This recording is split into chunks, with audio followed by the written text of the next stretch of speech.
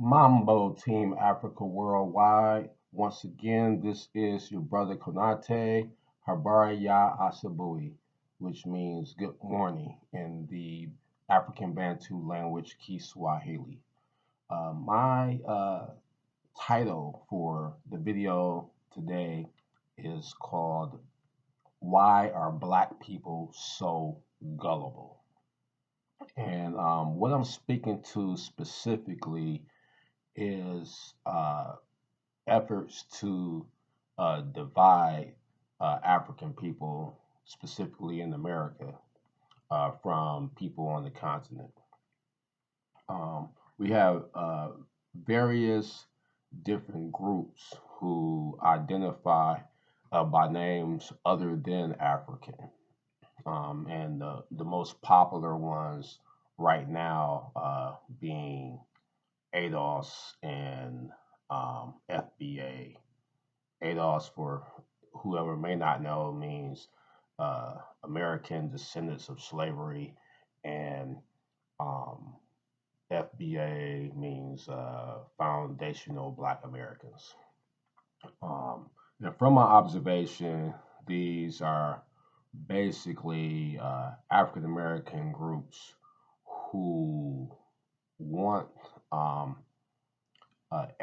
identity for themselves, which is nothing wrong with that. But going along with that, they're often anti African immigrant, anti Caribbean immigrant, and that's a huge problem. Um, and people really don't understand how uh, nothing is ever coincidence. Uh, these movements took off during Ghana's year of return. The year of return was a success. Ghana made a lot of money. I don't remember the exact amount, but they made a lot of money. And I hear that other countries, such as Nigeria, are thinking about following their lead and also having years of return. But could you imagine how much bigger the year of return would have been but for the ADOS and FBA movements? Um, it would seem that people would know that strength is in numbers. I mean, if you have to walk to the store, I don't know if kids do that these days, but when I was a kid, you walk to the store if the groceries came up short, if you ran out of bread or if you ran out of juice, your parents sent you to the store to pick up something before the next grocery run. And if there's bullies en route to you getting the resources you need, um, you learn real quickly not to go by yourself. If you had a brother or a sister, you took your brother and sister with you. If you didn't have a brother or a sister, you took your best friend with you. I mean, my best friend growing up, if his brother couldn't go to the store with him, he would knock on my door and ask my mother, could I go to the store with him? Because we knew, even as 5, 6, 7, 8-year-old kids, that bullies are cowards and that they only pick fights in which they know they can win. And when you are in numbers, it's less likely that your enemy can successfully attack you. So if children know this, why is it that grown adults don't know this? I really don't get it. Um, and so often I find myself when I view YouTube videos or even when I view the comments of my own videos of people from these various movements saying that we aren't African. Uh, I just want to break down some facts. No, irregardless to regardless to your religious beliefs or non-religious beliefs, it's a fact that the universe runs off numbers. Everything is mathematical. That's just how the universe is set up. Um, and You can be a scientist, and the more you research science, the more this truth is going to hold to be the fact of life, that everything is based on numbers. So, just doing a little quick research, there are 327 million people living in America, and only 42 million of them are Black or African Americans, and that also includes those of us who identify as multiracial. Okay, but there are um, actually um, over a billion Africans on the continent alone. 1 billion. And also, when it comes to resources, um, America is a um, facade of wealth. We don't have a lot of mineral resources here. And what we do is we take the resources from Africa and South America in order to enrich this country. Africa is actually the richest continent on the planet. Gold, diamonds, ore, oil, timber, cobalt, rubber, coca, you name it, is on the continent of Africa. But the people in Africa, they tend to not prosper from as much as they should because we aren't united. Um, they are being abused by the colonizers in Africa, and we are being abused by the colonizers here in America and in the UK and in the Caribbean and elsewhere on the planet. So we have to realize that we have one enemy who is um, is united. Uh, no matter how many times they fought one another, they had World War I, they had World War II, and when I throw in this enemy, the Europeans, I'm going to go ahead and throw the Asians in there as well. Um, but the Asians weren't part of the Council of Berlin, but the Council of Berlin took place in 1884, 1885. And what these people did was they sat down and they divided up Africa into most of the current national borders that we have today. So you have people often talking about um, Africa's not the same. It's 55 countries and all of that. We need to stop with that and just think of those as states because uh, African people did not create those borders. Those borders were created by uh, our enemies to divide us. So they're dividing African people on the continent and they're dividing African people here on the continent. I mean, here in the U.S. Other groups besides the ADOS and FBA who do not necessarily claim African descendancy, I have a lot of respect for the Nation of Islam and the 5% nations of gods and earths, but they call themselves Asiatics. They claim to come from um, Arabia or India or something like that. And it's like, I know they try to go back all the way back to the beginning of the time. And that's something that's very difficult to do. But scientifically, uh, the oldest fossils have been found in Ethiopia, which go back 200,000 years.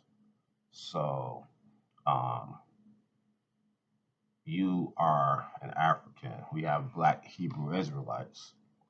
Okay, even if you claim that you come from the Palestinian area, if you look at that geographically, that's still Africa. And even if it wasn't Africa, which it is, um, if you go with the biblical story, which may or may not be historically accurate, and say that these people lived in Egypt for a very long time and then they left as a very large number. It was due to mixture with the Egyptians. And it even says in the Bible that other peoples could not tell the physical difference between Hebrews and Egyptians. They looked exactly alike. So to the black Hebrew Israelites, you're African. Uh, you got the people that only claim one part of Africa, which is Morocco. You have the Moorish Americans. You're African. Back to ADOS. I don't know why anybody would want to start their ancestry with the institution of slavery.